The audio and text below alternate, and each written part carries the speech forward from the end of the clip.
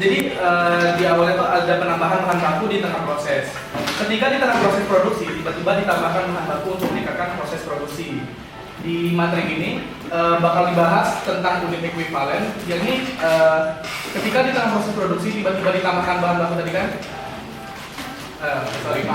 Untuk unit ekuivalen itu tuh unit yang sedang diproses di departemen sekarang ini. Nah, untuk cara menghitung unit ekuivalen itu terbagi menjadi dua. Yang pertama itu weighted average dan yang kedua itu ada FIFO.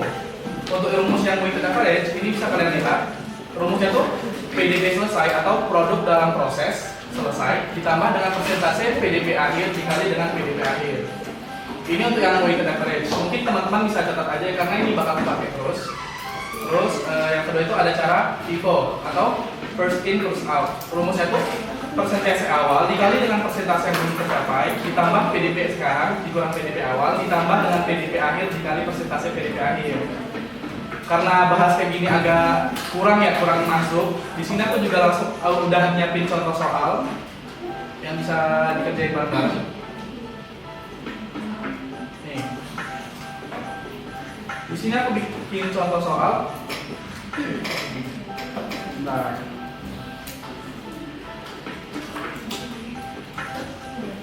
Nih, sebuah perusahaan kentang itu memproduksi Mbak.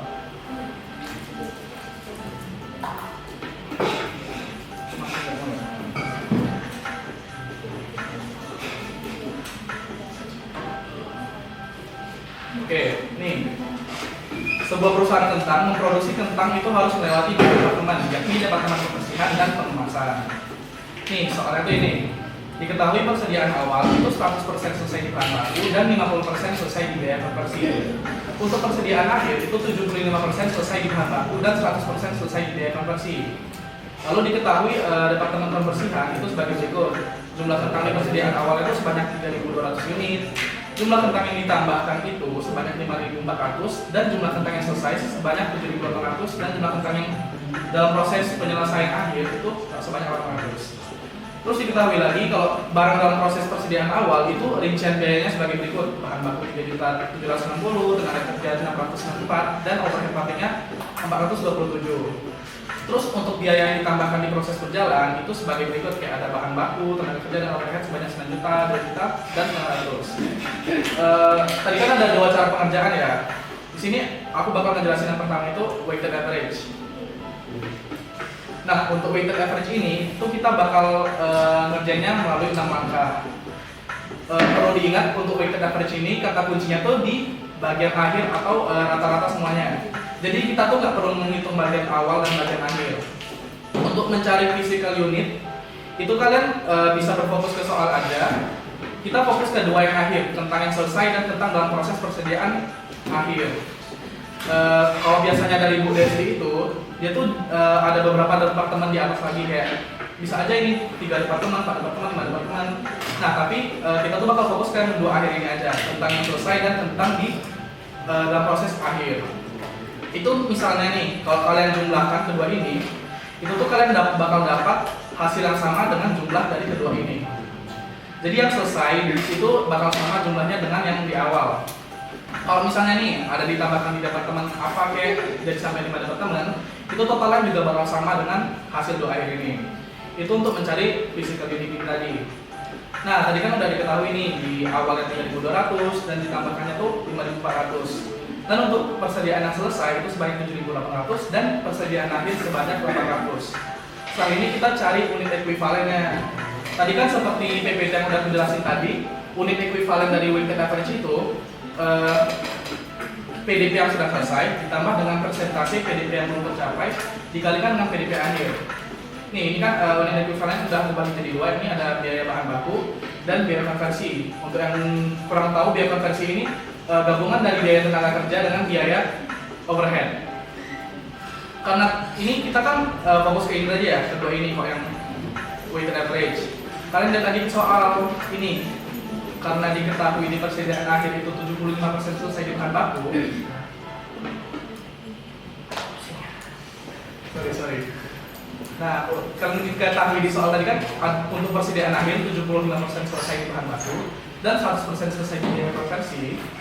Ini kita masukkan ke 75% selesai ini di biaya yang di endingnya, 75% selesai di total 800 ini, dan 100%-nya selesai di biaya konversi sebanyak 800 ini. Dapatlah kita unit ekuivalennya itu di barang yang sudah selesai sebanyak 7.800, dan di yang di persediaan akhir sebanyak 600 di biaya bahan baku dan 800 di endingnya, di biaya konversi. Nah, setelah itu kita dapat nih unit ekuivalen dari kedua ini, dari biaya bahan baku dan konversi. Setelah kita hitung unit ekuivalennya, kita hitung lagi dari biayanya. Untuk biayanya ini kita lihat dari soalnya tadi kan, ini ada barang dalam proses persediaan awal dan biaya yang ditambahkan di proses berjalan. Itu kita langsung masukkan aja ke sini. Yang barang yang selesai tadi kan bahan bakunya 3.760 dan biaya konversinya 1.121. Lalu di proses akhirnya biaya bahan bakunya 9.540 dan biaya konversi di proses akhirnya itu sebanyak 3.450. Dapatlah kita ini total dari bahan bakunya 13 juta dan total biaya konversinya 4.571. Nah, dari kedua ini kalian totalin ini nanti bakal dipakai di akhir penyelesaian alokasi biayanya. Ini kan 17.871. Karena ini tadi kita udah tahu biaya di bahan baku dan biaya konversinya, itu kita bagiin lagi biaya per unit ekuivalen. Nih, jadi dari 8.400 ini, 13.300 ini dibagikan dengan 8.400 sehingga dapatlah 1.583. Jadi ini biaya satu unit ekuivalen itu sebanyak 1.583 di bahan baku dan 532 di bahan baku. Setelah kita menghitung cost per ekuivalen, kita alokasikan biayanya. Untuk biaya yang ini kan tadi kan kita weighted average ya. Kita tuh fokusnya kedua aja, ke completed dan yang ending. Nih, di biaya yang selesai dan di biaya proses akhir. Untuk biaya bahan baku yang selesai, ini kalian kaliin aja langsung 7.800 itu dikalikan dengan 1.583. Nanti bakal dapat hasilnya 12.350. Lalu untuk di biaya konversi ini yang completed tadi 7.800 dikalikan dengan 532, barulah dapat 4.145.51. Ini kita udah tahu nih di biaya yang selesai itu alokasi biayanya sebanyak ini di bahan baku dan konversi. Terus di proses akhirnya di biaya bahan baku ini 600 kalian kalikan dengan cost per ekuivalen dapat 950.000. Lalu di biaya konversi 800 kalian kalikan dengan 532 dapat 425.9. Nah, ketika kalian jumlahkan kedua biaya dari biaya bahan baku dan biaya konversi ini, kalian tuh bakal dapat 17.871. Ini kan sama ya dengan total biaya yang di awal tadi. Kalau misalnya perhitungan kalian udah sama biayanya, itu berarti kalian tuh bisa dibilang udah benar pengerjaannya. Terus lanjut, ini kan kita menghitung dengan weighted average. Terus cara yang kedua itu kita bakal menggunakan cara FIFO. Cara FIFO tadi kan ini rumus untuk mencari unit ekuivalen itu PDP awal dikali persentase yang tercapai ditambah PDP sekarang dikali PDP awal dan ditambah PDP akhir dikali persentase PDP akhir.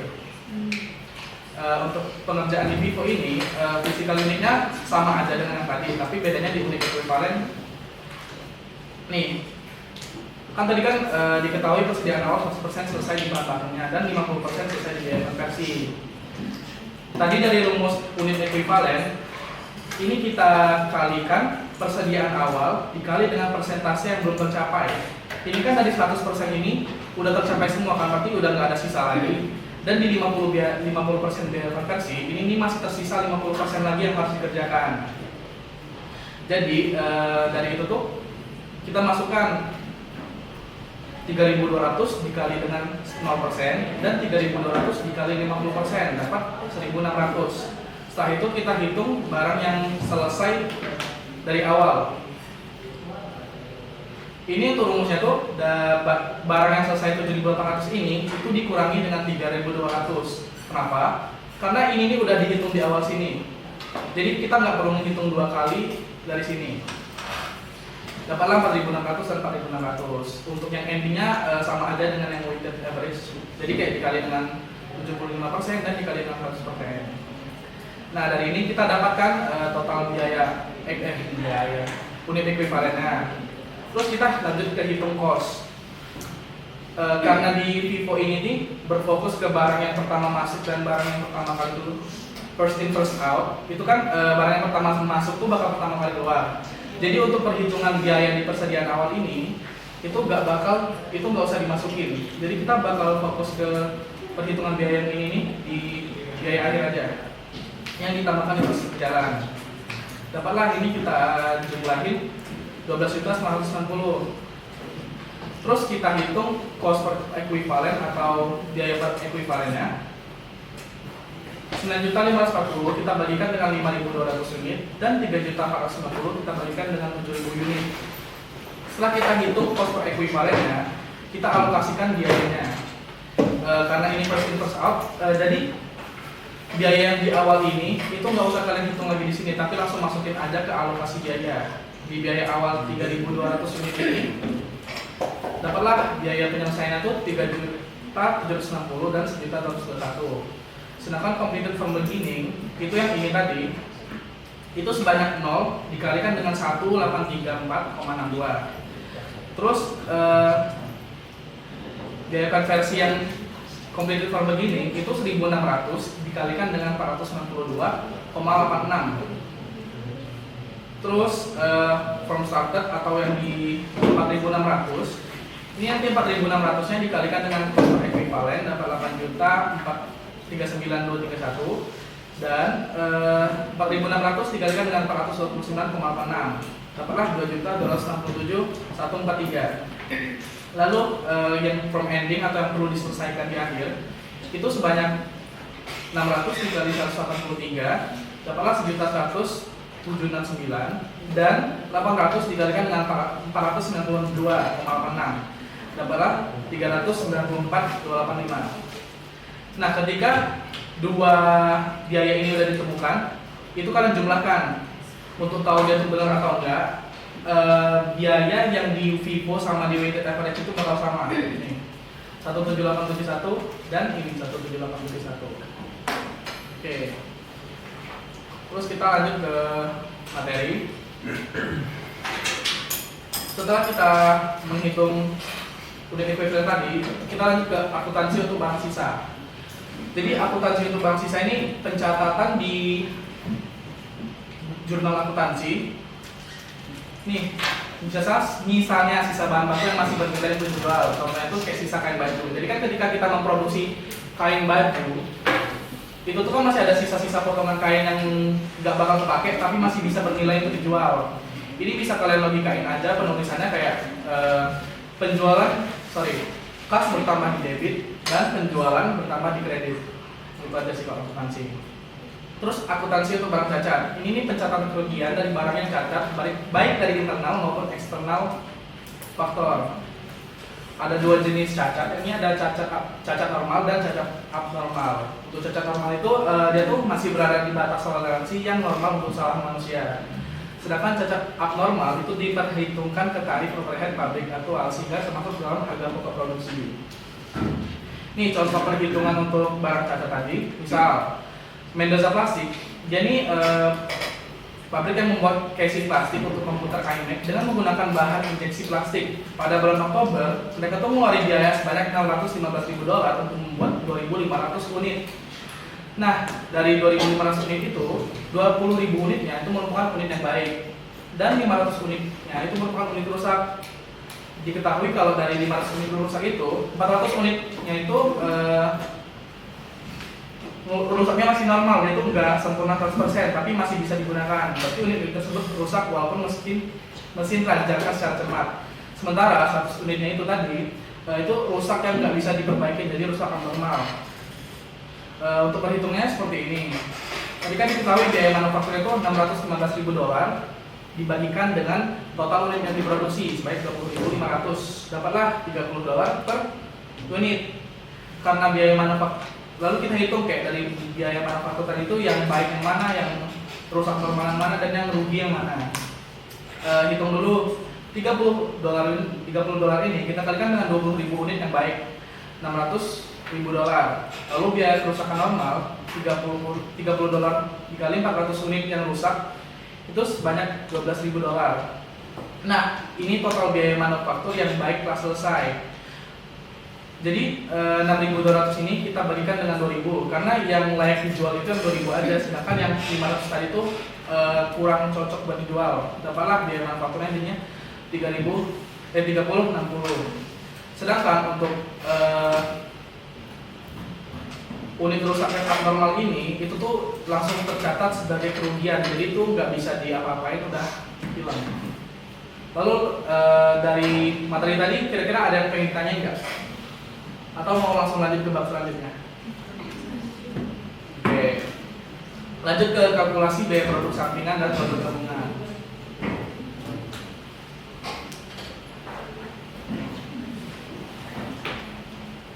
Oke, nih kita tuh bakal belajar produk sampingan. Produk sampingan adalah hasil tambahan dari proses produksi utama yang bernilai lebih kecil meski sulit dikendalikan. Contoh produk sampingan tadi itu juga kayak yang tadi akuntansi untuk barang sisa. Jadi barang sisa itu kurang lebih sama aja dengan produk sampingan.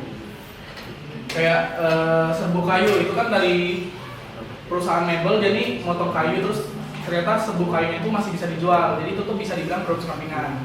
Lalu ada yang namanya produk gabungan. Produk gabungan adalah beberapa produk bernilai yang dihasilkan bersamaan dalam satu proses hingga titik pisah. Saat produk bisa dipisahkan secara individu.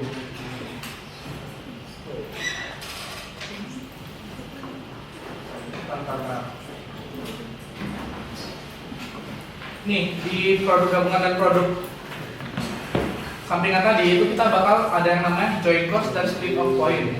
Joint cost ini merupakan total biaya gabungan ketika memproduksi produk yang berbeda, tapi prosesnya itu melewati satu proses yang sama. Contohnya kayak perusahaan keju itu kan susunya tuh bisa dijadiin yogurt, keju dan lain-lain. Jadi satu bahan bakar yang sama. Terus ada yang namanya split of point. Split of point ini ketika joint cost tadi itu tuh mulai bisa dibedakan alokasi biayanya. Oke. Lalu lanjut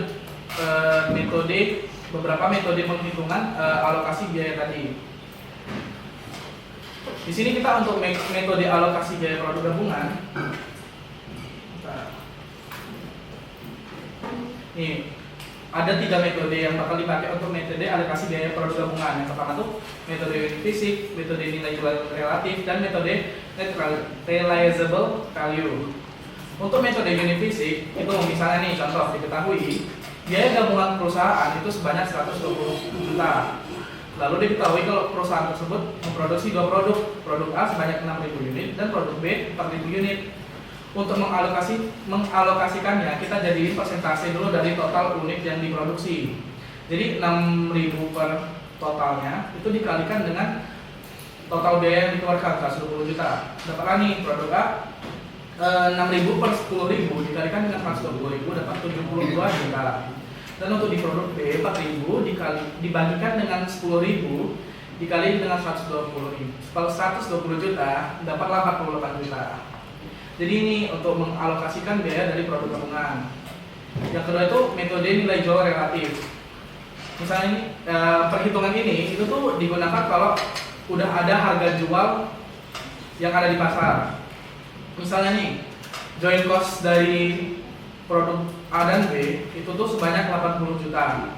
Diketahui produk A tuh memproduksi 2.000 unit dengan harga jual 80.000 per unitnya, dan produk B diproduksi sebanyak 1.000 unit dengan harga jual 40.000 per unitnya.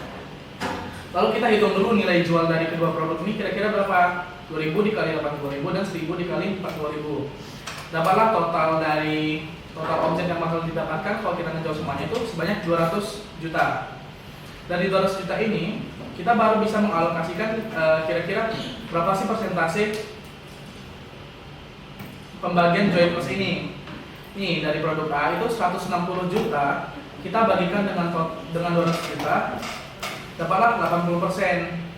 Dan untuk produk B itu 40 juta kita bagikan dengan 200 juta dapat 20%. Dari ini nih persentasenya langsung kita kalikan aja dengan joint cost aja di sini. 80% dari 80 juta itu sebanyak 64 juta dan 20% dari 80 juta itu 16 juta. Ini untuk cara yang kedua. Lalu untuk cara yang ketiga itu ada net realizable value. Ini nih dipakai ketika produk itu masih memerlukan proses tambahan setelah spin off. Misalnya nih, diketahui produk A dan produk B, mereka tuh total penjualannya itu sebanyak 150 juta dan 90 juta. Tapi ternyata setelah diketahui lebih lanjut, mereka tuh masih ada proses lanjutan sebanyak 30 juta dan 10 juta. Ini langsung kita kurangin aja di NRV produk A itu 150 juta, kita kurangi dengan 30 juta, dapat 120 juta. Dan produk B 90 juta dikurang dengan 10 juta, dapat 80 juta. Udah. Tapi dari ketiga cara pengerjaan atau cara pengalokasian biaya ini, itu tuh yang paling sering dan paling bakal dipakai itu tuh metode yang kedua ini. Jadi kita hitung dulu berapa unit dengan harga terjual atau ya harga pasarannya, baru nanti dikalikan presentasinya dengan joint cost atau total biaya gabungan tadi. Dari kalian ada yang pengen ditanyain atau mau lanjut ke bab selanjutnya? Oke. Lanjut ke perencanaan strategis dan penganggaran akuntansi biaya. Untuk strategic planning atau perencanaan strategis ini nih melibatkan pengidentifikasian tujuan jangka panjang, pemilihan strategi untuk mencapai tujuan tersebut, dan penerjemahan strategi ini menjadi kerangkaian kegiatan terkoordinasi dan target kinerja. Jadi strategic planning ini nih fokusnya tuh memikirkan strategi jangka panjang yang harusnya diambil perusahaan. Lalu budgeting atau penganggaran. Anggaran itu ekspresi kuantitatif dari rencana tindakan yang diusulkan oleh manajemen untuk periode waktu mendatang, dan bantuan untuk mengkoordinasikan apa yang perlu dilakukan untuk mengimplementasi rencana tersebut. Nah, siklus penganggarannya itu kurang lebih bakal kayak gini terus. Jadi kayak pertama tuh bakal memusin strategi, lalu dari strategi itu tuh dikembangkan menjadi rencana jangka panjang dan jangka pendek, lalu bakal disusun untuk melaksanakan anggaran atau budget master. Lalu nanti setelah aktualisasi itu tuh bakal dibandingkan kinerja aktual dengan yang di anggaran. Nah, struktur master budget. Jadi master budget ini ada dibagi menjadi dua. Ini ada operating budget atau anggaran operasional. Anggaran operasional ini seluruh anggaran yang bakal dikeluarkan untuk kegiatan operasional suatu perusahaan. Tujuannya ini untuk memberikan proses profitability. Jadi itu kita sebelum melaksanakan penjualan, sebelum melaksanakan produksi, kita hitung dulu kira-kira dari produksi ini kita tuh bakal kira-kira dapat keuntungan berapa, total biayanya berapa gitu. Terus financial budget atau anggaran keuangan. Ini biasanya berisi anggaran arus kas, neraca yang dianggarkan, dan perkiraan pengeluaran modal. Tujuannya itu untuk menyediakan informasi tentang liquidity dan solvensi perusahaan. Terus lanjut. Nih, jadi ada beberapa pendekatan modern budgeting, yakni ada Kaizen budgeting dan rolling budgets. Kaizen budgeting ini berdasar pada prinsip continuous improvement. Jadi kayak setiap periodenya itu target biaya dikurangi untuk mendorong efisiensi berkelanjutan. Untuk Kaizen budgeting ini, misalnya nih di anggaran tahun ini 100 juta, mereka tuh minta kalau di tahun berikutnya bakal berkurang anggarannya, jadi targetnya misalnya 2% dari tahun sebelumnya. Jadi 100 juta itu dikurangi dengan 2% dari 100 juta, nanti segitulah kira-kira anggaran tahun ke depan. Lalu rolling budget. Rolling budget ini anggarannya itu diperbarui terus menerus, misalnya setiap kuartal. Jadi biasanya lebih adaptif terhadap perubahan eksternal dibandingkan dengan anggaran tahunan yang statis. Nah, ini ada beberapa komponen utama dalam penganggaran. Ini ada anggaran penjualan dan anggaran produksi.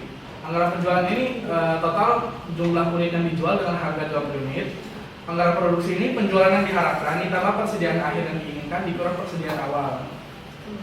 Terus anggaran bahan baku ini untuk mengetahui kira-kira bahan baku tuh yang perlu kita beli berapa, dan kira-kira berapa sih total biaya kita keluarkan untuk membeli bahan baku. Terus anggaran tenaga kerja ini kita hitung unit yang kita produksi itu berapa, jam tenaga kerja per unitnya berapa, dan tarif per jamnya berapa. Terus anggaran overhead pabrik ini biaya overhead variabel, jam kerja atau unit produksi dikali dengan tarif variabel per jam atau unit. Lalu anggaran kas ini saldo kas akhir, sama dengan saldo kas awal ditambah penerimaan kas dikurangi dengan pengeluaran kas. Terus penggunaan anggaran dalam keputusan strategis. Ini ada dua, yakni ada payback period dan net present value atau NPV. Untuk payback period ini merupakan dari total investasi atau total modal kita dengan pendapatan arus kas tahunan. Kira-kira berapa lama sih kita tuh balik modal? Itu payback period. Kalau net present value ini kurang lebih kayak payback period. Tapi bedanya ini menghitung ketika arus kas tahunannya itu beda-beda dan dipengaruhi oleh tingkat diskonto. Ini nanti bakal dijelaskan nanti di sini. Ini contoh anggaran penjualan. Misalnya nih diketahui PT Indofood dia tuh memproduksi dua produk, Indomie dan Tesosro, dan jumlah unit yang bakal mereka jual itu sebanyak 120 unit di Indomie dan 50.000 unit di Tesosro. Dengan harga penjualan 3.000 dan 4.000, kita kalikan aja 120.000 dikalikan dengan 3.000, dapat total pendapatan anggarannya itu sebanyak 360.000 juta. Dan untuk Tesosro 50.000 dikali dengan 4.000 dapatlah 200.000 juta. 200 juta. Ketika ditotalkan dapat nih kita anggaran penjualan pada periode ini kira-kira 560 juta. Lalu lanjut ke anggaran produksi.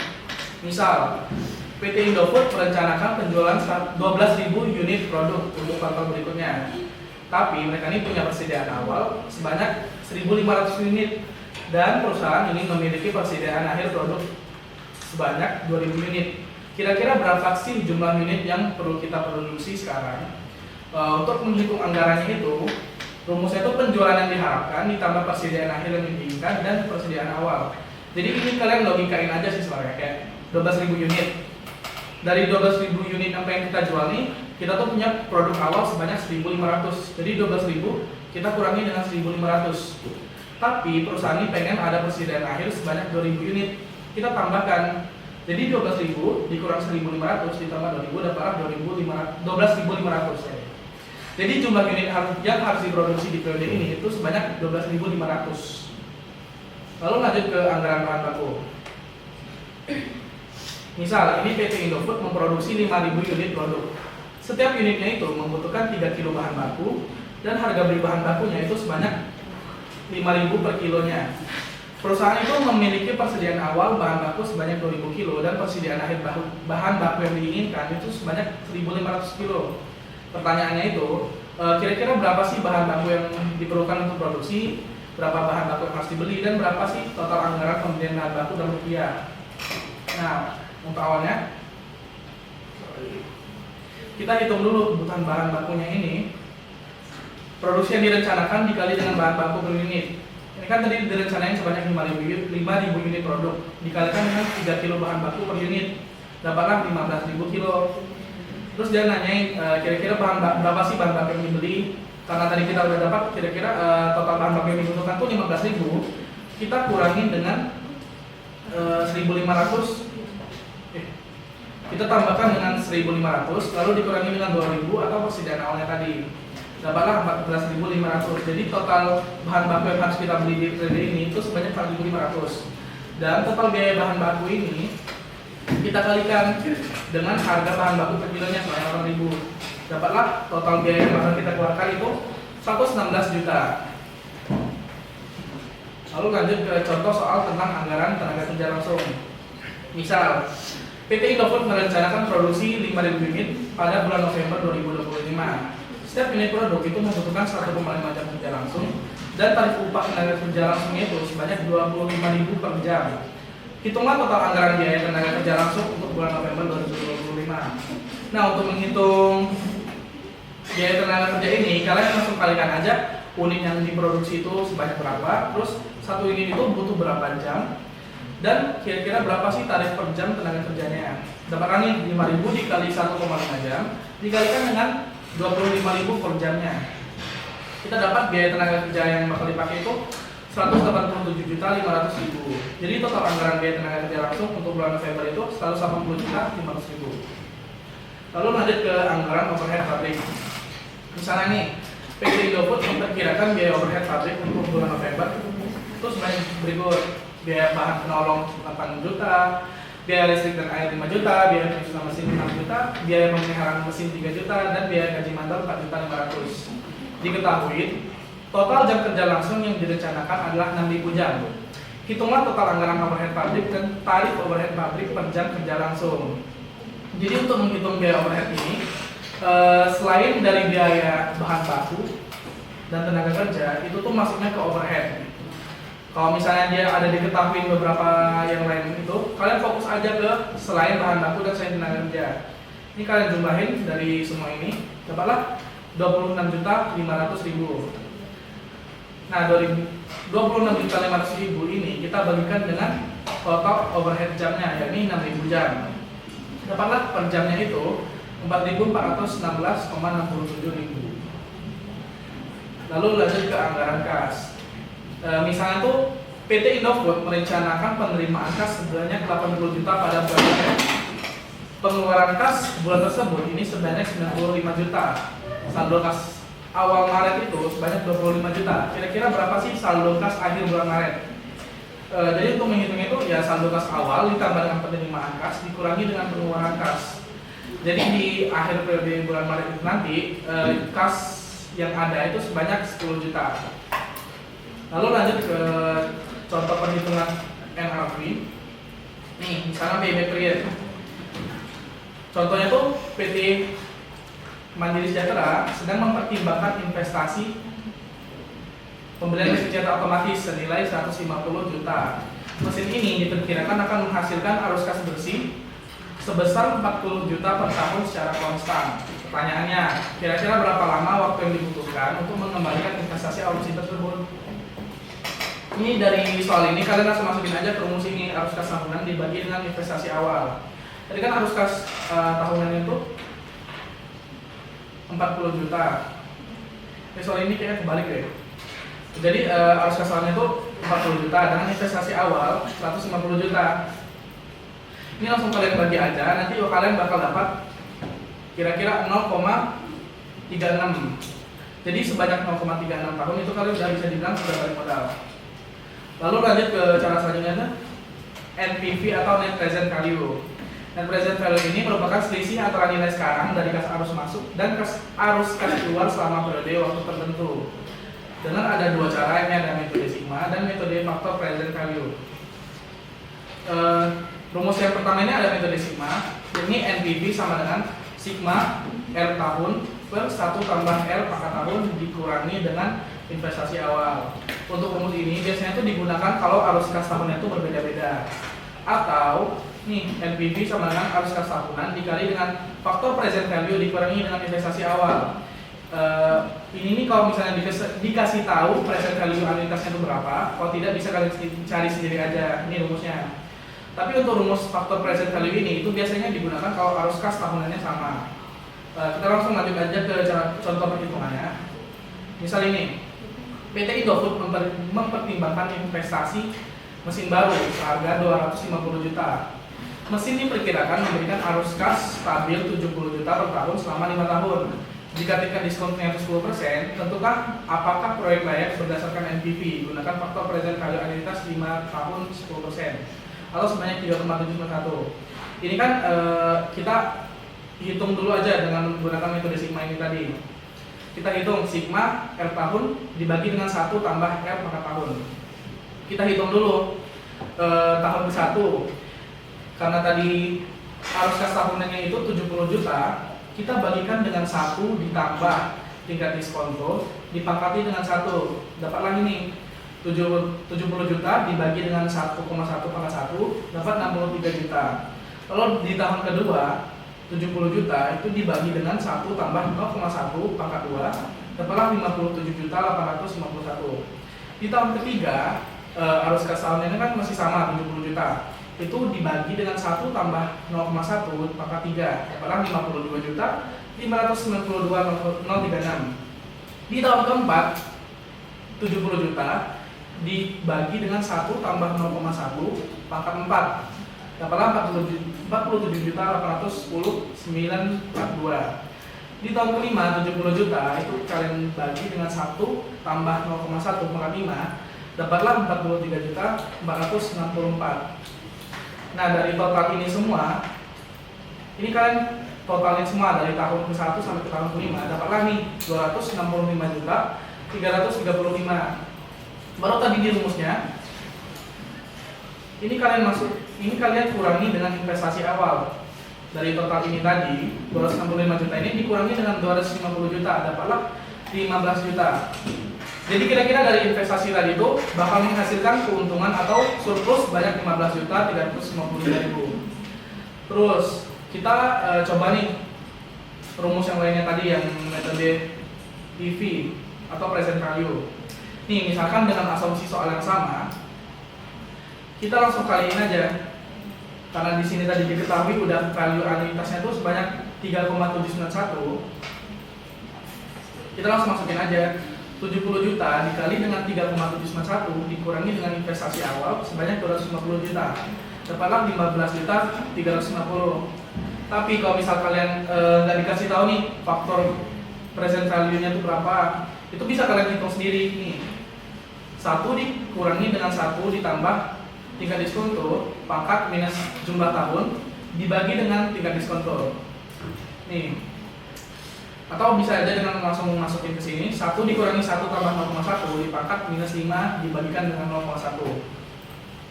Dapatlah nanti hasilnya itu bakal 3,791. Tapi kalau misalnya kalian di kelas kan nggak bakal pakai spreadsheet atau ya kayak gini lah, kalian tuh bakal pakai kalkulator. Untuk ngitungnya tuh kalian langsung aja 1 ditambah dengan bunga dipangkatkan dengan berapa jumlah tahunnya. Ini aku langsung masukkan ke pangkat min 5, tapi kan kalau di kalkulator itu nggak bisa min 5 sih tahu. Jadi nanti kalian bakal pangkatin dengan min 5 dulu, baru nanti kalian kalikan dengan 1 per total hasil ini tadi. Baru nanti dari ini tadi kalian hitung 1 kurang 1 dikurang dengan hasil tadi dibagikan dengan 0,1 lalu bakal dapat 3,791. Gitu. Kira-kira dari bab ini kan ada yang ditanyain atau mau langsung lanjut lagi? Oke.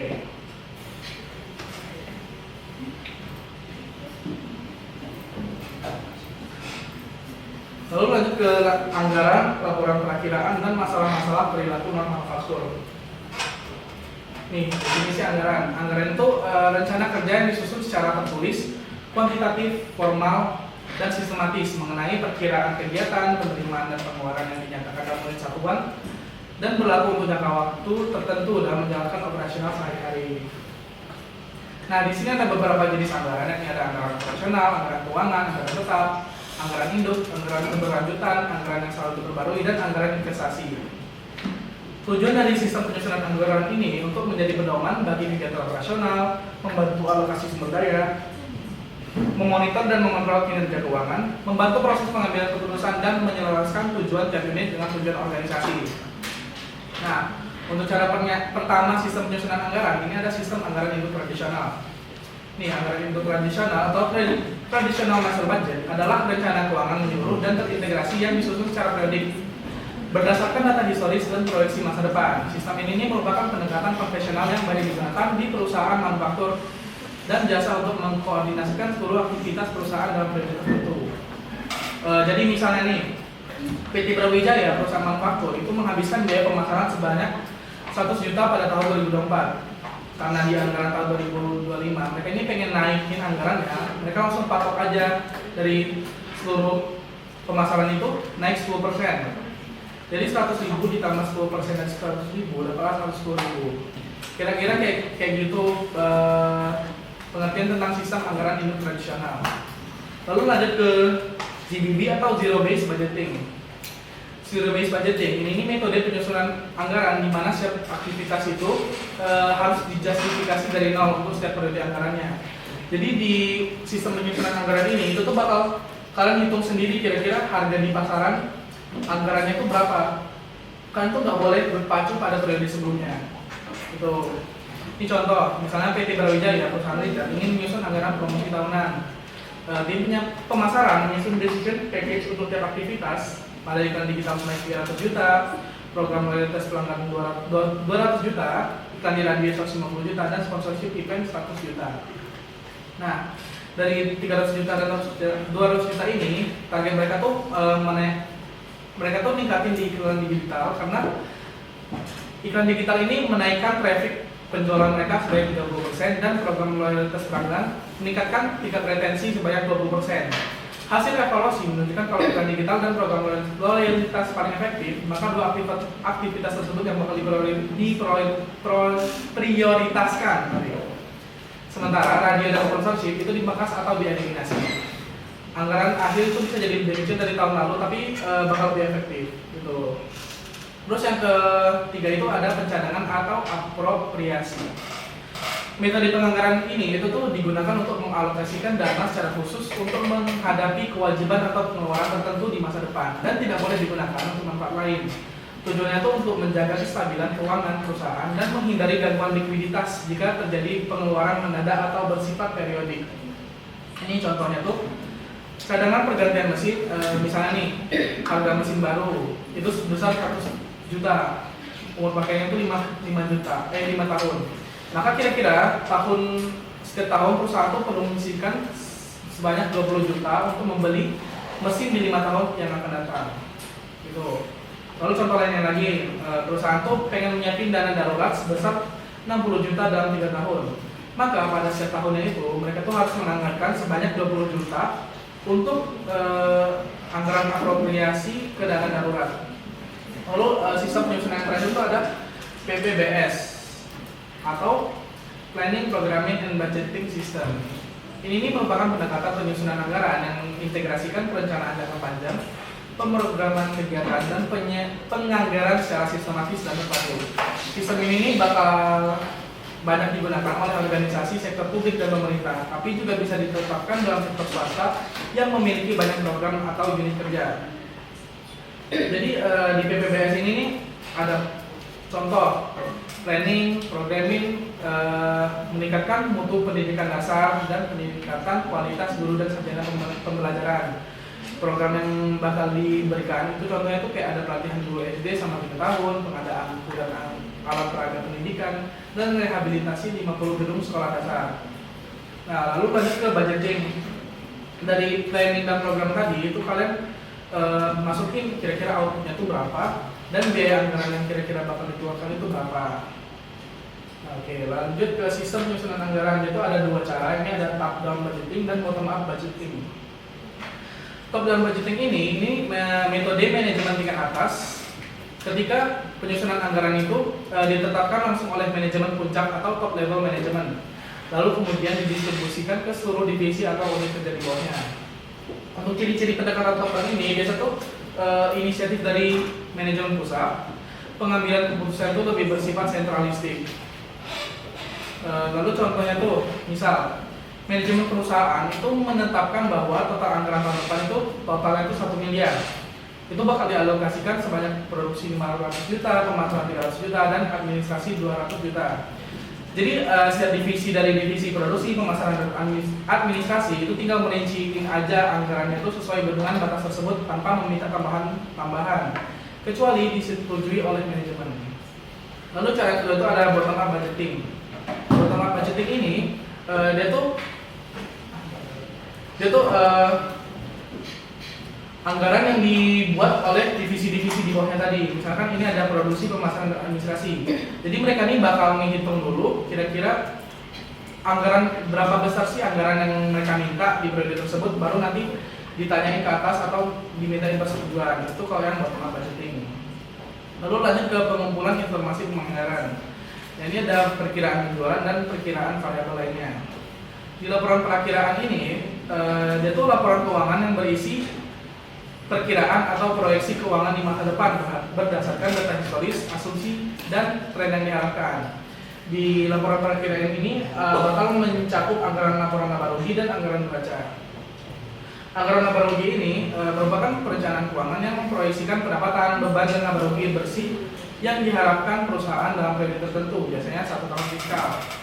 Ini format anggaran laba rugi bisa kalian lihat seperti ini. Jadi nanti dari total penjualan itu dikurangi dengan biaya bahan baku, biaya tenaga kerja, dan biaya overhead. Lalu dari ini bakal dikurangi lagi dengan HPP atau biaya persediaan awal, jumlah persediaan barang akhir, dan persediaan akhir. Dapat nih dari penjualan dikurangi dengan HPP itu bakal dapat laba kotor. Setelah tahu laba kotornya, kita tuh harus menghitung laba bersih atau laba setelah aja. Dikurangi dengan biaya operasional dan dikurangi dengan pajak dan ditambahkan dengan laba usaha sebelum pajak. Apakah laba bersihnya itu di akhir nanti. Metode penyusunan laba rugi ini dibagi menjadi 3 metode, yakni ada metode a posteriori, metode a priori, dan metode pragmatis. Ini aku langsung ke contoh ini aja. Untuk a posteriori, dia tuh nih, misalnya diketahui pada akhir tahun 2009 perusahaan menyusun anggaran operasional untuk tahun 2010. Dari anggaran operasional tersebut telah disusun dan diringkas beberapa hal penting. Yakni perusahaan merencanakan menjual sebanyak 5.300 unit dengan harga per unit sebanyak 300.000. Jadi di metode posteriori ini dia tuh memberitahukan berapa total unit yang ingin dijual dengan harga per unitnya berapa. Nih, kan 530.000 dikalikan dengan 300.000. Ini metode a posteriori. Jadi mereka tuh menghitung berapa sih unit yang mau diproduksi dulu. Lalu lanjut ke a priori. Nih, dia tuh nggak nyebutin berapa harga per unitnya, tapi dia tuh nyebutin target anggaran laba usaha sebesar 400 juta. Jadi ini kita bisa mikir-mikir dari 5.300 unit ini, kira-kira berapa sih harga jual yang akan kita tetapin untuk mencapai berapa 400 juta ini. Gini, jadi dia tuh nggak menunjukin berapa sih harga penjualan, laba berapa dan laba usaha yang diinginkan gimana. Lalu lanjut ke cara yang terakhir, ini ada pragmatis. Pragmatis ini merupakan cara statistik untuk mengetahui kira-kira berapa sih unit produk yang bakal kita produksi di periode ke depan untuk mencapai keuntungan yang stabil. Nih, misalkan dengan rumus A sama dengan sigma Y dibagi dengan N atau tahun, dan B sama dengan sigma X Y dibagi dengan sigma X kuadrat, dan rumus utama itu Y sama dengan A tambah BX. Misal, untuk contoh soal, pada tahun 2005 volume penjualan suatu produk itu sebanyak 507, dan 2006 596, 2007 642, dan 2008 705, dan 2009 785. Untuk metode pragmatis ini kan nggak perlu melihat laba usahanya, tapi kan perlu melihat tahun dan volume penjualannya aja. Dari tahun dan volume penjualan ini kan masukin ke bawah sini. Tahun 2005 itu merupakan tahun 1, tahun 2, tahun 3, tahun 4, dan tahun 5. Dengan volume penjualan atau Y itu sebanyak 507, 596, dan seterusnya. Nah, dari 5 tahun ini kalian tuh pilih titik tengah atau titik yang bakal dijadiin 0. Ini kan karena tahunnya itu ganjil, jadi kita bisa ambil aja di tengah-tengah, yakni 3. Di ketiga ini kalian masukin X-nya itu 0. Tujuan dari ini supaya tahu kira-kira tahun ke depan dan tahun ke depannya lagi itu berapa. Tapi kalau misalnya dari data ini yang diketahui itu datanya genap, itu kan nggak usah tentuin titik 0, tapi langsung aja 1, min 1, min 2, min 2 gitu. Nah, dari ini kita kan tahun ini titik tengahnya itu di tahun 2007. Kalian tinggal hitung aja X sebelumnya dan X terusnya itu min 1, min 2, dan 1 dan 2. Lalu lanjut ke ini. Ya kan untuk mencari ini kita tuh perlu sigma X kali Y. Kita kalikan X dengan Y. Kita kalikan dengan X kali Y, dapatlah 507 dikali min 2, min 1000, 104, dan seterusnya. Ketika ditotalkan atau dijumlahkan, itu kalian bakal dapat 665. Dan sigma X kuadrat, ini min 2 itu dikuadratkan, min 1 dikuadratkan, dapatlah nanti 41014. Kalau ditotalkan dapat 10. Nah, karena kita udah tahu nih sigma X Y nya berapa dan sigma X kuadratnya berapa, kita masukkan ke rumus B. Nih, sigma X Y dibagi dengan X kuadrat. Kalian bakal dapat 665 dibagi 10 dapatlah 66,5. Dan untuk menghitung A itu sigma Y dibagi dengan N. Sigma ini total penjualan sebanyak 3.236. Kita bagikan dengan total tahunnya sebanyak 5 tahun. Dapatlah 647 unit. Nah, karena kita ini udah tahu kira-kira A dan B nya itu berapa, kita masukin ke persamaan awal atau Y sama dengan A tambah BX. Dapatlah kita masukin 647 ditambah dengan 66,5. Kita kalikan dengan X. X ini tadi, karena kita mau menyusun anggaran buat tahun depan atau tahun 2010, kita tambahkan X ini karena X 2009 kan 2 ya. Berarti kalau di tahun terus-terusnya itu bakal tambah 1, tambah 1, tambah 1. Jadi kira-kira di 2010 tuh X-nya 3. Kita masukkan ke rumus Y sama dengan A tambah BS. Dapatlah 647 ditambah 66,5 dikali dengan 3. Dapat kira-kira total unit yang harus kita produksi di tahun depan itu sebanyak 847 untuk mencapai keuntungan yang stabil. Terus dari bab ini kira-kira ada yang pengen ditanya dulu atau mau lanjut lagi? Oke, lanjut. Kita lalu lanjut ke kalkulasi biaya target, Kaizen, dan kalkulasi biaya standar untuk bahan dan tenaga kerja. Nih beberapa materi yang di sini ada costing, target costing, Kaizen costing, standar costing, hubungan antar konsep dan contoh soal. Costing adalah bagian terpenting yang dilakukan oleh perusahaan agar dapat berjalan secara optimal. Tadi kan kita belajar anggaran atau penganggaran, budgeting. Kalau di costing ini kita pembiayaan, jadi dari anggaran itu tuh kira-kira biaya berapa sih yang kita keluarkan atau biaya aktualnya, itu costing. Terus salah satu caranya tuh ada namanya target costing. Target costing ini merupakan pendekatan proaktif dalam perencanaan dan pengendalian biaya, di mana perusahaan itu menetapkan harga jual berdasarkan kondisi pasar, kemudian mengurangi margin keuntungan yang diinginkan untuk menentukan biaya produksi maksimum yang dapat diterima. Jika estimasi biaya aktual itu melebihi target, maka perusahaan harus melakukan rekayasa ulang desain atau proses produksi untuk menyesuaikannya. Nih, cara target costing ini gini. Pertama tuh analisis pasar, hitung margin keuntungan, hitung direct costing, dan analisis biaya produksi aktual. Ketika biaya aktualnya itu kurang dari biaya target, itu tuh berarti kita tuh udah efisien. Jadi tindakan kita yang harus diambil itu pertahankan efisiensi tersebut, lalu menaikkan untung atau turunkan harga.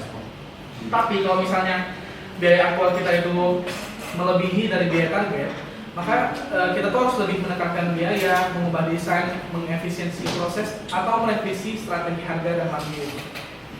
Nih, di target costing itu ada beberapa perhitungan kayak margin keuntungan, target costing, dan biaya produksi aktual. Untuk margin keuntungan ini, presentasi margin yang diharapkan dikalikan dengan harga jualan diharapkan, dan target costing ini harga jualan diharapkan dikurangi dengan margin keuntungan. Lalu lanjut ke Kaizen costing. Kaizen costing ini merupakan pendekatan manajemen biaya yang berfokus pada pengurangan biaya secara berkelanjutan selama tahap produksi suatu produk. Berbeda dengan target costing tadi, kalau target costing kan ditetapkan sebelum produksi dimulai. Kalau Kaizen costing ini ditetapkan setelah desain produk selesai dan produksi telah berjalan. Nih, Kaizen costing itu menghitungnya tuh biaya aktual tahun lalu dikalikan dengan 1 dikurang persentase pengeluaran biaya yang ditargetkan. Contoh penerapannya, terdapat sebuah perusahaan manufaktur menetapkan target pengurangan biaya sebesar 5% dari biaya produksi tahun sebelumnya.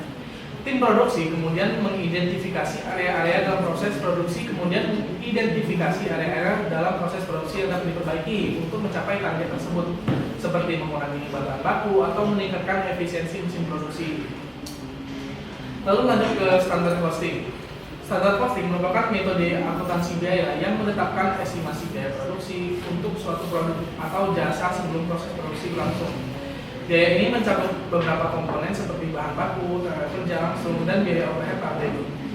Tujuan utama dari penetapan biaya standar adalah untuk menyediakan tolak ukur yang dapat digunakan dalam perencanaan anggaran, pengendalian biaya, serta evaluasi kinerja perusahaan. Nih, ini contoh standar costing.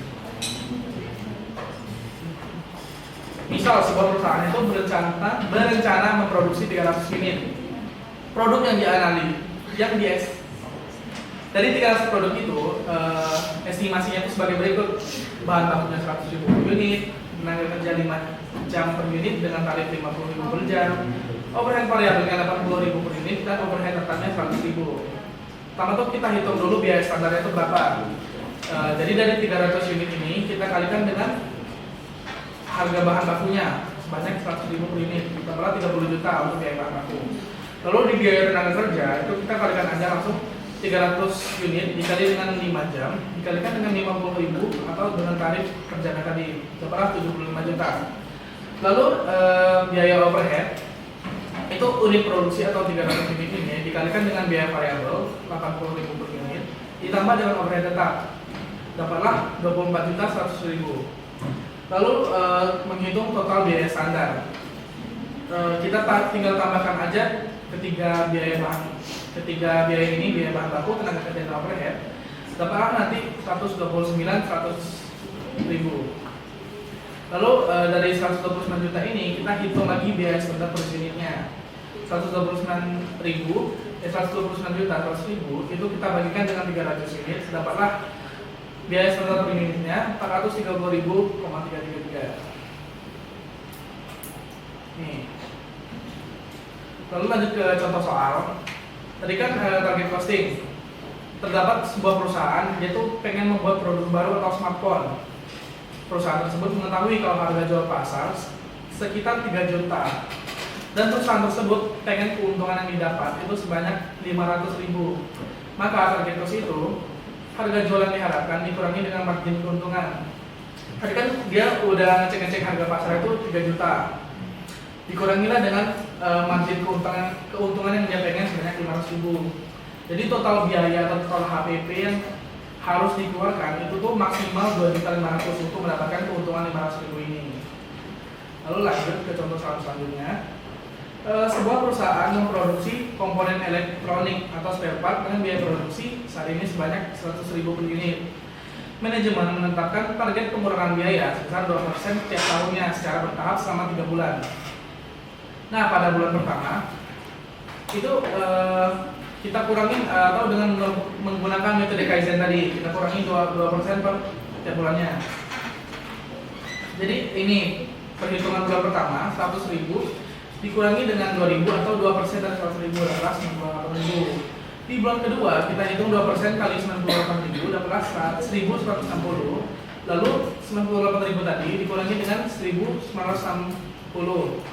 Lalu di bulan ketiga kita kurangi lagi 2% dari harga sebelumnya, 96.040 perak dikurangi dengan 1.910 perak, dapatlah 94.119.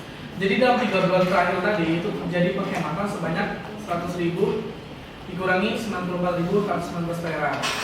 Mereka hemat sebanyak 5.881 per unitnya. Oke. Dari ini kira-kira kalian mau lanjut atau ada yang pengen ditanya dulu? Oke, lanjut aja ya. Terus yang terakhir itu kita bakal membahas biaya standar dan varians. Untuk biaya standar dan varians ini langsung ke contoh soal aja karena materinya nggak terlalu begitu banyak. Nih contoh, PT Maju Jaya memiliki standar overhead variabelnya itu 5.000, tarif standarnya 5.000 per jam. Overhead tetapnya itu anggaran overhead tetap 40 juta, kapasitas normal maksimalnya itu 10.000 jam. Produksi aktualnya itu 9.500 jam dan jam standar untuk output aktual itu sebanyak 9.000 jam dan biaya aktualnya itu 52.250.000 dan overhead tetap aktualnya itu 42 juta. Dari diketahui ini kita langsung hitung aja. Langkah pertama itu kita hitung tarif overhead variabel. Karena diketahui tadi overhead variabel aktualnya itu 52.250.000 itu kita bagikan dengan jam produksi aktual atau ini 9.500 jam. Dapatlah kita tarif aktualnya itu 5.500 per jam. Lalu kita hitung varians pengeluaran overhead variabel dengan rumus tarif aktual dikurangi dengan tarif standar dikalikan dengan jam aktual. 5.500 ini atau tarif aktual tadi dikurangi dengan tarif standar 5.000 dikalikan dengan jam aktual 9.500 untuk kita tahu kira-kira kita ini udah pas atau belum sih tarifnya itu. Dapatlah 4.750.000. Untuk biaya standar dan variasi ini biasanya tuh dosen tuh minta interpretasi. Misalnya nih dari angka 4.750 itu tuh maksudnya apa? Ini dapat kita interpretasikan unfavorable karena tarifnya itu melebihi tarif standar. Jadi kerugiannya tuh semakin tinggi 500 perak per jamnya. Gitu. Terus langkah ketiga, kita tuh bakal menghitung varians efisiensi overhead variabel. Rumusnya tuh jam aktual dikurangi dengan jam standar dikalikan dengan tarif standar. untuk kita tahu kira-kira kita ini udah efisiensi belum sih dalam proses produksinya. Kita masukkan dari diketahui 9.500 dikurangi dengan 9.000 dikalikan dengan 5.000 atau dengan tarif standar yang tadi. Dapatlah kita 2.500.000. Interpretasinya ini unfavorable atau tidak menguntungkan karena jam aktualnya itu melebihi jam standar. Jadi kita tuh rugi sebesar 2.500.000. Lalu langkah keempat itu kita bakal menghitung tarif overhead standar. Untuk menghitung tarif overhead standarnya itu kita bagikan anggaran overhead tetap dengan kapasitas standar. Nih 40 juta kita bagikan dengan 10.000 jam.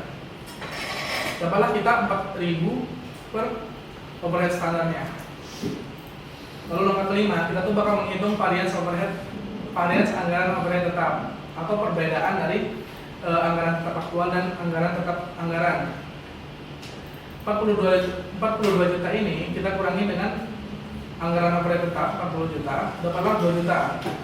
Untuk interpretasinya ini 2 juta ini unfavorable atau tidak menguntungkan karena biaya aktualnya itu lebih besar 2 juta dibanding dengan biaya standarnya. Lalu langkah terakhirnya ini menghitung varians volume overhead tetap atau kira-kira kita menghitung dari kapasitas yang ada, kira-kira kita tuh udah maksimal belum sih menggunakan kapasitas itu. Nah, rumusnya itu jam standar dikurangi dengan kapasitas normal lalu dikalikan dengan tarif overhead standar. Dapatlah 9.000 dikurangi dengan 10.000 dikalikan dengan 4.000 atau tarif overhead standarnya segitu. Dapat minus 4 juta. Untuk interpretasinya ini unfavorable karena produksinya itu di bawah dari kapasitas normal. Terus selesai. Ini merupakan bab terakhir dari akuntansi biaya. Kira-kira kalian ada yang pengen ditanyain dulu nggak sebelum kita masuk ke study case dan pengerjaan soal?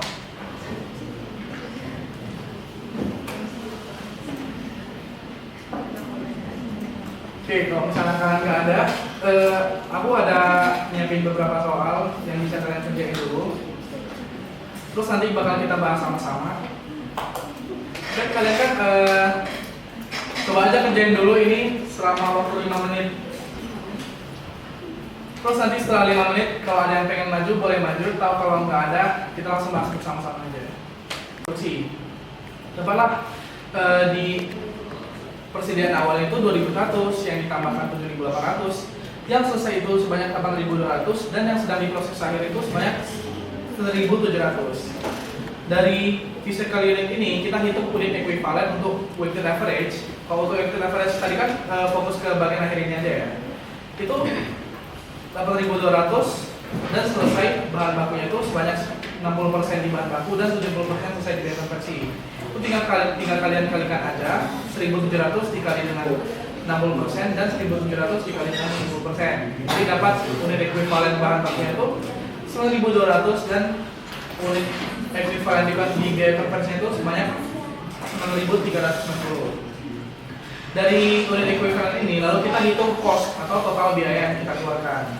Diketahui tadi kan biaya yang selesai itu di bahan bakunya 4.300, di biaya konversi yang persediaan awal itu 772, dan di proses akhirnya di biaya bahan baku 7.866 dan biaya konversi di proses akhir sebanyak 1.237. Dapatkan kita total dari kedua biaya ini sebanyak 14.175.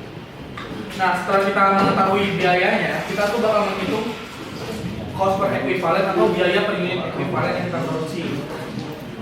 Ini tinggal kita bagikan aja. 12.166 kita bagikan dengan 9.220. Kalau dapatlah biaya per unit equivalentnya itu 1.320 di bahan baku dan 214 di biaya konversi. Nah, setelah kita tahu biaya per unit equivalentnya, kita alokasikan biayanya. Di produk yang selesai itu ini 8.200 itu kita kalikan dengan 1.320, nanti kita bakal dapat hasil 10.820.087. Lalu 8.200 ini kita kalikan dengan biaya konversi per unit, yakni 214 per unitnya, dapatlah 1.754.368 perak. Ini untuk unit yang sudah selesai. Untuk unit yang sedang kita produksi atau di proses akhir itu kita hitung lagi 1020 kita kalikan dengan biaya bahan baku pemiliknya 1320, nanti dapat 1.345.13 perak. Lalu untuk biaya yang engine konversinya itu kita kalikan dengan biaya berekuivalen di biaya konversi, dapatlah 254.602. Lalu total dari kedua alokasi biaya ini itu hasil itu bakal sama dengan total biaya yang di awal ini tadi. Ini untuk yang weighted average. Lalu untuk yang FIFO itu kita hitung dulu unit ekuivalen itu berapa. Tadi kan diketahui kalau di soalnya itu 90% selesai di bahan bakunya dan 70% selesai di biaya konversi. Lalu di akhirnya itu 60% selesai di bahan baku dan 70% selesai di biaya konversi. Nah, dari 2100 ini kita kalikan dengan biaya persentase yang belum tercapai. Ini kan tadi udah tercapai itu 90% selesai. Berarti kita tuh perlu menghitung 10% lagi untuk mencapai 100% dan 30% lagi untuk mencapai 100%. Ini tinggal kita kalikan aja. 10% dikali dengan 2100 dan 30% itu kita kalikan dengan 2100, nanti bakal dapat biaya bahan bakunya itu sebanyak 210 dan biaya unit ekuivalen di biaya konversinya itu sebanyak 130. Lalu untuk barang yang diselesaikan atau di akhir itu tuh 8.200 kita kurangi dengan 2.100 karena ini kan udah selesai di periode sebelumnya, jadi kita tuh cuma lebih ke penyelesaian yang belum tercapai ini tadi 210 dan 630. Dapatlah unit ekuivalennya 6.100 dan untuk unit ekuivalen yang di proses akhir itu sama aja dengan yang di sebelumnya. Lalu lanjut ke costingnya, itu kita cuma fokus pada cost yang sedang kita hitung di periode berjalan kayak ini. Nah, kita tuh fokus kayak ini aja kalau yang di Vivo. Terus kita bagikan 7.866 kita bagikan dengan 733 per unit. Nanti bakal dapat 1.073 harga per unit ekuivalen di bahan baku dan 156 harga konversi di per unit ekuivalennya. Setelah itu kita bakal mengalokasikan biayanya karena ini beginning atau yang di periode sebelumnya tuh itu kan secara logika itu tuh bakal selesai dan bakal terjual lebih dahulu. Jadi kita masukkan ini aja langsung tanpa kita hitung di biaya sebelumnya, langsung kita pindahkan ke sini. Lalu untuk completed from beginning itu tuh 610 kita kalikan dengan cost per ekuivalen di bahan baku dan 630 dikalikan dengan 156 cost konversi per ekuivalen. Nanti kalian bakal dapat 225 dan 98.000. Lalu yang from started ini nih unit ekuivalen yang sudah selesai atau sebanyak 6.100 tinggal kalian kalikan dengan biaya ekuivalen harga bahan bakunya ini 1.073. Nanti kalian bakal dapat 6.546.057. Lalu untuk biaya konversinya 6.100 kalian kalikan dengan 156 perak, 156.000. Nanti bakal dapat 952.740 perak. Lalu untuk unit yang sedang diproses akhir 1.200 kalian kalikan dengan 1.073 bakal dapat 1.094.000. Dan untuk unit konversi yang di periode akhir sebanyak 1.190 dikalikan dengan 156 perak bakal dapat 185.862. Nah, total kedua biaya bahan baku dan biaya konversi ini nanti totalnya itu bakal sama dengan total seluruh biaya yang dikeluarkan untuk di periode tersebut gitu. Kira-kira dari kalian ada yang pengen ditanyain nggak untuk soal penambahan di tengah ini? Kita mau lanjut ke pembahasan selanjutnya. Oke, karena kayaknya nggak ada yang mau nanya, kita bakal bahas soal selanjutnya yang ini tadi. Kan diketahui PT Maju Teknologi itu sedang mempertimbangkan investasi mesin otomatis baru dengan data berikut. Harga mesinnya itu 500 juta, biaya instalasi mesinnya 40 juta, umur ekonomisnya 5 tahun dan tingkat diskonnya 12%. Untuk nilai residu ini nggak usah kalian lihat atau ya nggak usah diperhatiin dulu deh. Terus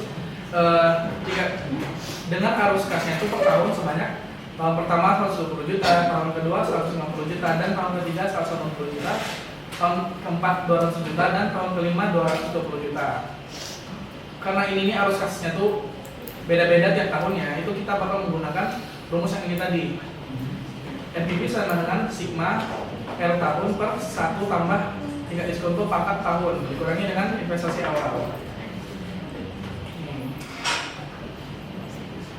Karena tadi kan di pertamanya itu udah diketahui kalau 120 juta ini merupakan arus kas tahunan tahun awal. Jadi nanti 120 juta itu kalian bagikan dengan 1,12 pangkat 1. Nanti kalian bakal dapat 142.000. Lalu di tahun kedua 150 juta itu nanti kalian bakal bagikan dengan 1,12 dipangkatin di pangkat 2, lalu dapatlah 119 juta 579.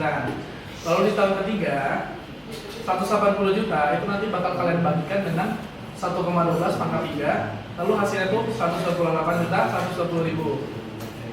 Lalu di tahun keempat itu arus kasalnya kan 200 juta.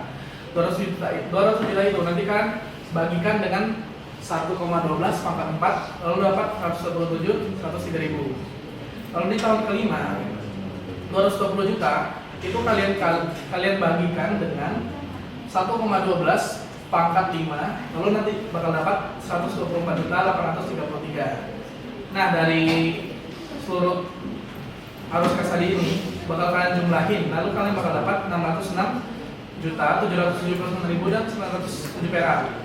Nah, balik ke rumus awal tadi, dari sigma RT ini tadi itu bakal dikurangi dengan investasi awal. Jadi total ini semua tadi 606 juta tadi bakal dikurangi dengan investasi awal sebanyak 540 juta. Jadi dari investasi tadi itu bakal menghasilkan keuntungan sebesar 66 juta 779.907 di 5 tahun yang akan datang. Gitu. Kira-kira ada yang pengen ditanya atau udah cukup?